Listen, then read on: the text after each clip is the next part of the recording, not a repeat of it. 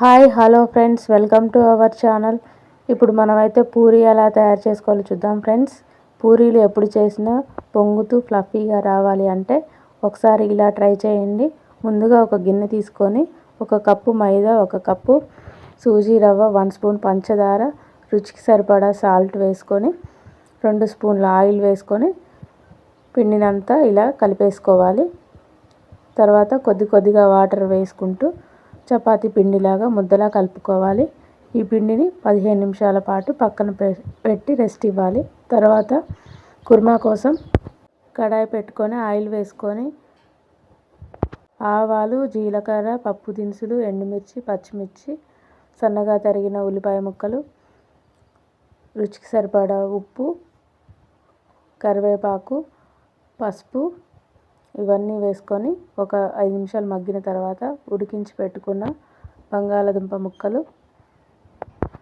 కొన్ని వాటర్ వేసుకోవాలి. తర్వాత ఒక గిన్నెలో 1 స్పూన్ శనగపిండి తీసుకొని కొన్ని వాటర్ వేసి ఇలా మిశ్రమంలో కలుపుకోవాలి. తర్వాత ఈ మిశ్రమాన్ని కూరలో వేసుకొని కలిపేసుకోవాలి. తర్వాత గరం మసాలా, కొత్తిమీర, పుదీనా వేసి ఒక 5 నిమిషాలు ఉడికించుకోవాలి. అంతే ఫ్రెండ్స్, కుర్మా రెడీ. ఇంకా తర్వాత ముందుగా రెడీ చేసి పెట్టుకున్న పిండిని తీసుకొని చిన్న ఉండలుగా ఇలా చేత్తో రౌండ్గా చేసుకొని తర్వాత చపాతీ స్టూల్ కానీ ఇలా చెక్క మీద కానీ బండ మీద కానీ ఇలా చపాతీ కర్రతో రౌండ్గా పూరీలాగా చేసుకోవాలి.